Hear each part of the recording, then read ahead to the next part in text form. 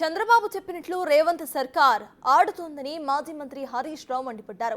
తెలంగాణ ప్రయోజనాలకు వ్యతిరేకంగా బనకచెర్ల కడతామని లోకేష్ అంటూ ఉంటే రాష్ట్ర కాంగ్రెస్ నాయకులు అసలు ఎందుకు స్పందించడం లేదని ఆయన ప్రశ్నించారు. గురుదక్షిణలో భాగంగానే టీడీపీతో రేవంత్ రెడ్డి లోపాయకారి ఒప్పందం కుదుర్చుకున్నారని అన్నారు.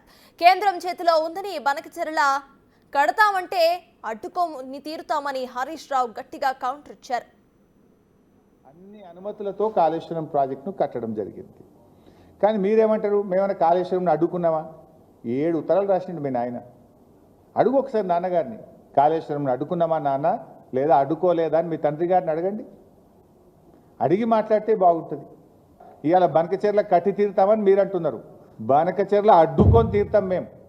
మాకు అడ్డుకోవడం కూడా తెలుసు, ఎట్లా అడ్డుకోవాలో కూడా మాకు తెలుసు.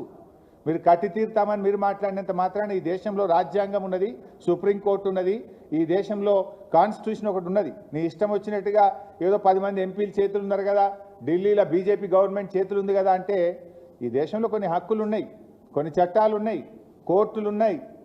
మాకు కూడా తెలుసు దాన్ని ఎట్లా అడ్డుకోవాలనో. ఎందుకు అంటే మేమేమి మీ ప్రాజెక్టులు అడ్డుకోవాలని మాకేం కాదు, కానీ మా హక్కుల సంగతి మాట్లాడుతున్నాం. మేము మా న్యాయబద్ధమైన వాటా సంగతి మేము మాట్లాడుతూ ఉన్నాం. మా హక్కులకు లోబడి మా వాటా మాకు ఇస్తూ మీరు ఏదైనా చేస్తామంటే దానికి మాకు అభ్యంతరం ఉండదు. కానీ బుల్డోజ్ చేస్తామంటే చూస్తూ ఊరుకోం. బుల్డోజ్ చేస్తామంటున్నారు. రేవంత్ రెడ్డి మావోడైనా మా చేతులు ఉన్నాడు, ఢిల్లీ మా చేతులు ఉన్నది, అడిగేది ఏంది? బుల్డోజ్ చేస్తాం, కట్టిపారేస్తామంటే ఎట్లా నడుస్తుంది? మరి అన్ని నీళ్లుంటే అన్ని సముద్రంలో కలిసే నిజమైతే తెలంగాణకు ఇప్పటికే కేటాయించబడిన 968 టీఎంసీలను ఎందుకు ఆంధ్రప్రదేశ్ అడ్డుకుంటున్నది? ఆ 968 టీఎంసీలకు లోబడి తెలంగాణ కడుతున్న ప్రాజెక్టులకు ఎందుకు ఆంధ్రప్రదేశ్ ప్రభుత్వం అడ్డు చెప్తున్నది? దీనికి సమాధానం చెప్పండి.